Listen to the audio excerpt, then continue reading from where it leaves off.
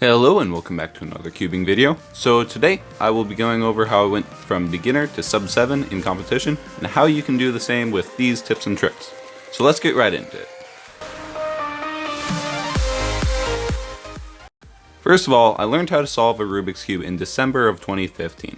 After that I couldn't put it down and just kept practicing and getting faster. Starting off, I didn't even learn anything more than the beginner's method until a whole month after I learned how to solve a cube, and was averaging about 1 minute with a personal best of 32 seconds.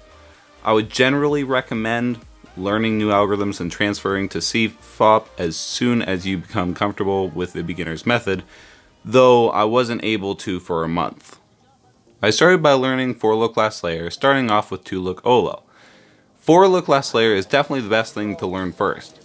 After learning 4 last layer, I learned all 21 of the PLL algorithms. Only after that, I learned F2L.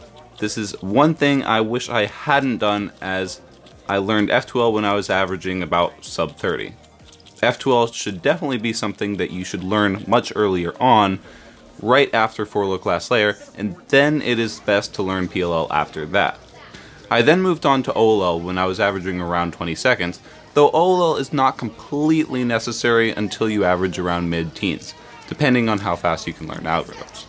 After learning OLL, I basically practiced again for a good while to get CFOP down completely, and then lost interest for a few months back in late 2016 when I was averaging around 14 seconds. After coming back from the break, I brought my times down to around 13 seconds soon after, but noticed that my improvement really started to slow down from there. I continued on anyway, and around 12 seconds I looked into slow turning. Chris Olsen has a really great video on his channel on this topic, and this kind of helps blending your turning together during your solve rather than just spamming TPS, pausing, and repeat.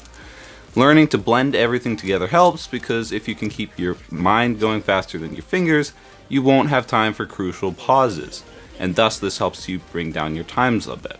At least it did with me, and after doing slow turning for a good week, I broke the sub 12 barrier. I continued doing a week of slow turning every time I noticed a lot of pausing and not enough look ahead in my solves, and this helped my look ahead eventually always stay ahead of my turning, and I got pretty good at it. I stopped slow turning around when I hit sub 9.5. Anyway, around sub 10, I decided to learn COLL. Currently I don't know if COLL is even worth it, as it oftentimes slows down the cube, even though here and there it'll give you a skip. From sub 10, I kept at it, and now I'm averaging around 7 to 8 seconds at home with a 6.25 single in competition. I generally don't perform very well under pressure, but we don't have to talk about that. So this is my story, and here are a few important tips and then a summary of what I think to be the best steps to take to join the fun sport of speedkeeping. Number 1. The overall most important tip is practice, practice, practice. I can't stress this enough. I see a lot of people not spending a lot of time cubing, but instead looking up ways to get past certain barriers, like sub 20. I never watched any of those videos until I was around sub 10, and I really don't think they are important until around sub 11. Just spend a few hours a day practicing and your times will drop. If you find yourself getting discouraged, there are plenty of other official events that can be fun to practice while you wait for your 3x3 times to get hot again. Number 2, speaking of waiting for 3x3 times to get hot again, this is a common occurrence where one week you have a high point and average really well, whereas the next you notice that your times, look ahead, and efficiency are really lacking.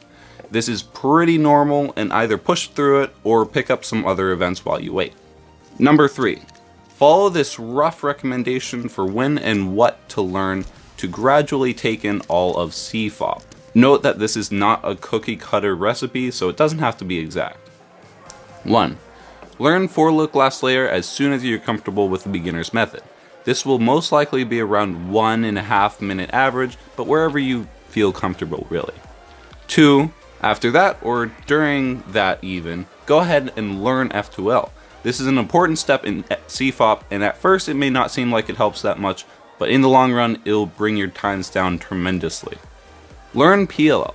This should be done after you are comfortable with F2L and 4-look last layer, so I would recommend very roughly a 30-second average. Finally, learn OLL. This is not super important, but after you get to around 15 to 20 second average, it will help a lot. So that is kind of how I got down to sub 7 seconds officially, and also some basic steps for learning CFOP that would be super useful if you want to get into the speed cubing community. Let me know if this video has helped you, subscribe for more content like this, and I will see you in the next video.